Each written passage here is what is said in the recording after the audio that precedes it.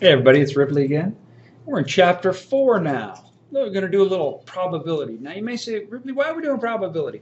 Probability is the engine that drives statistics. It underlies all of the statistical concepts that we deal with when we do statistics. So we're going to spend a couple chapters just kind of putzing around with probability, hopefully taking your understanding of it to a higher level.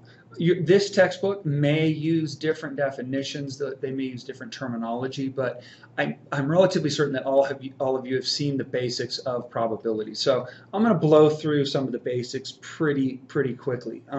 Hopefully we're going to have fun with a little bit of an applet here in this first section and just get you up to speed if you've not seen it. If you haven't seen it, you come up to me in class, slow me down, keep note cards, keep flashcards, things like that, just to make sure that you're up to speed if you haven't seen this before. Excuse me, I'm going to take a drink. All right, so most people think probability, if I mention the word probability, it's things like let's flip a coin, let's roll a die, let's draw a card out of a shuffled deck of cards, etc., etc. That's a great way to think about it. Keep it simple. Probability can get out of hand. For those of you that have, excuse me, taken like the AMCs or the AIMEs, the probability problems in those are ungodly, but we're going to keep it relatively simple throughout this class. Remember, this is an introduction to statistics, so we're not going to get too crazy. If you enjoy this and you really want to get into it, take a class called probabilistic models or combinatorics. If you can take a combinatorics class, I think you'd enjoy that as well if you like this stuff. I enjoy it. It's tricky as heck. Sometimes I just have to sit back on a problem and just go, oh my God, what am I really trying to figure out here? So if you feel like you're in the woods, you're not alone. All right, and feel free to ask questions and we can play with it. Okay, let's get the basic concepts out of the way. First things first, we're going to talk about what an event is. An event is just an outcome or collection, I'll put this parenthetically, of outcomes. Collections, that should be collection, singular, a collection of outcomes in a probability experiment. And what is a probability experiment, you may ask? It's flipping a coin, rolling a die, drawing a card. Having a child, believe it or not, could be thought of as a probability experiment because it comes out either male or female, although there's some interesting other things that can happen, which we'll discuss down the road. All right? A simple event, as defined by your text, is an event. Okay, Ripley, slow it down. Sorry, guys. It's an event that can't be broken down into simpler terms. It's an event that can't be broken down into simpler events. All right. Then what we've got is a sample space. Again, I'm hoping that you've seen this stuff before. Don't worry about the differentiation between event and simple event, all right? Just think of really what we're going to talk about here is just an event, okay? A sample space is the total set of outcomes in a probability experiment. Probability experiment. Okay? So let's absolutely simplest terms. Let's think flipping a coin. If I flip a coin, the events are either a head or a tail. Let's not even talk about the thing it's landing on its edge, right? That doesn't make any sense, okay? So this is one event. We call that event A, and this will be another event. Let's call that B. That's a sum total of everything that can happen. So the sample space is the set, that's supposed to be set notation, is the set HT in flipping one coin, okay? Rolling a die, now think about that. If I roll one die, a die. Fun fact, the dots on a die are known as a, wait for it, a pip. All right, or the pips. So let's see, I can roll 1, a 2, a 3, a 4, a 5, or a 6. Let's assume it's a casino die. You're in Reno, so knock it off. This would be event A, B, C, D, E, and F. These are separate events. Now, you could also think of these things. Let's say that I roll a die and I think of an event as rolling an even. Okay, so that event could be written as 2, 4, or 6. That would be the event. Or odd, then the event would be 1, 3, or 5. Now, I should probably write ors in here. This is an or an or, an or like that. The sample space is the set of all possible outcomes in the rolling of one die. So it's 1, 2, 3, 4, 5, and 6. Okay? Now, there are two types of probabilities. There are experimental probabilities, mental prob, and then there's theoretical probabilities. Let's talk about experimental probabilities first. An experimental probability is simply the probability of something happening based on an experiment that you did. So, for example, let's say that you flipped the coin and you did it 20 times, okay? And you got 11 heads and you got 9 tails, okay? The experimental probability of getting a head in this case is 11/20. However, we know that the theoretical probability in this case is, well, it should be 10 out of 20 or 1/2. So the theoretical probability is the probability that we know that an experiment like flipping a head should play out to be. The probability that I flip a tail, or excuse me, that I flip a head on a coin is 1/2. However, if I do an experiment, I probably won't get to exactly 1/2. Think about, for example, rolling a die. Okay? Now, if I want to roll a 6, all right, so I'm going to write this as the probability of rolling a 6.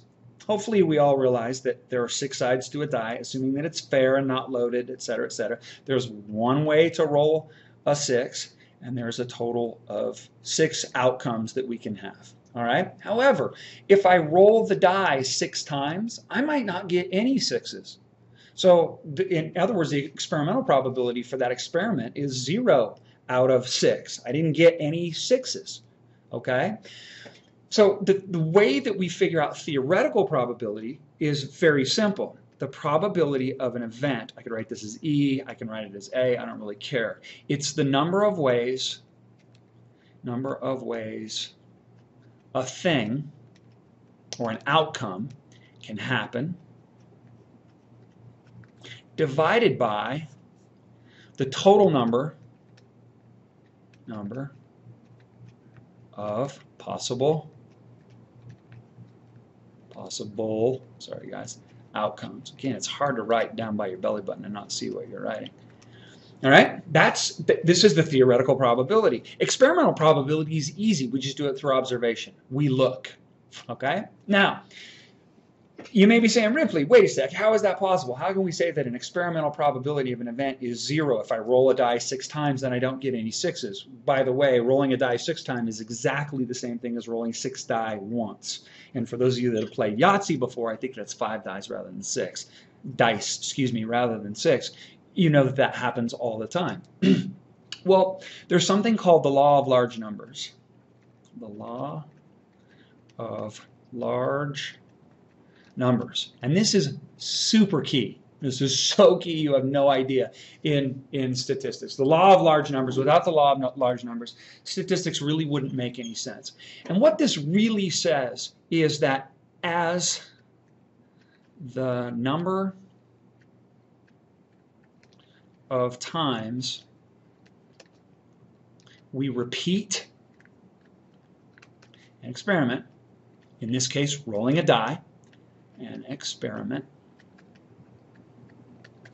heads gets bigger, so theoretically heads to infinity, we know that the experimental probability heads towards the theoretical probability. And I have a cool little applet I'm going to show you here. Theoretical prob. It's kind of neat. Okay, watch this. Let's see. I'm going to pop out of here, and I got this applet. So check this out. What this is, watch this. I'm just going to roll it. I'm going to let n equal 1. Now, watch what happened. Basically, what this did is it rolled the die one time, and it rolled a 3. It's just a simulator, okay? So the experimental probability was 0 out of 1, which is 0. All right? Well, you may be saying, well, really, that's only one roll. Okay, now let's roll it 10 times and see what happens. Watch this. Okay, now watch this little graph. It started at 0, okay? Apparently on the second one, I got a 6, so I got 1 out of 2, so it popped up to 0.5. And then on the third, the fourth, the fifth, the sixth, et cetera, et cetera, et cetera. Now look at this. So I've got, how many do I have here? 1, 2, 3, 4, 5, 6, 7, 8, 9, 10, 11, which means that this was our first one down here. And then these were the following 10. So when it jumps up, that means I rolled another 6. Then it dropped down, I didn't roll a bunch of 6, and then it jumps up again. These are our rolls. Look at them. You can actually follow them. I rolled a 3. That's what corresponds to the 0. Then I rolled a 6. That popped up to 0.5. Then I rolled a 5, a 4, or excuse me, a 5, a 1, and a 4, which means I rolled 1 6 out of 5, right? So that's going to be around 20%. And then I popped another 6. That 6 corresponds to right there. That got it way up there. Now remember, the theoretical probability is 0.1667, which is 1 out of 6. Now watch this. This perfectly illustrates the law of large numbers. I'm going to roll this thing, whoops, I don't want 100, I want 1,000. I'm going to roll this thing 1,000 times and watch this thing get crazy. Check it out. Just watch this. Now it's rolling. Notice over here on the right, these are the rolls that you're actually getting. Now watch what's happening. As n gets bigger and bigger and bigger, watch what this line does. This little curve, this probability. It's going to have jumps, jumps, jumps. Look at this. We're at 500, what? Getting close to 600. We're above 0.1667, and all of a sudden, slowly but surely, look at her climb. Look at her climb. Or actually, not climb. Look at her descend. Getting closer and closer and closer and closer, and pow. 1011, it's 0.1682. The actual theoretical probability is 0.1667. I'm going to do it one more time, and let's see how close we get. All right? I'll just sit back and let you guys enjoy. We get so close to 0.1667 that it's very difficult to tell the difference between the experimental, which is what this thing is doing right now, and the theoretical. Watch her go.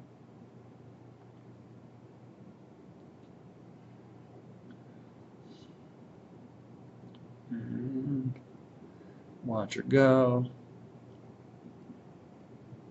Getting close. 0.1716. So look at that. We had this little hump that we had to deal with. But we're zooming in closer and closer. One more time.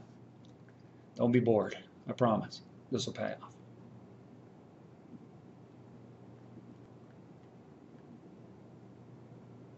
Oh, now look at that. She's popping up a little bit.